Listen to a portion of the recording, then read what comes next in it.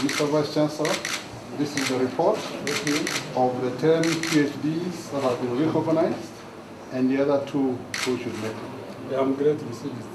Thank you. The National Council for Higher Education is satisfied that as of now, Kampala International University has made up to a satisfactory level for 10 of the PhDs.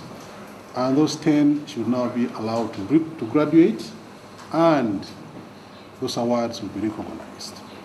The remaining students finish up on time, but there has to be now a clear limit between the role of the university and the role of the student.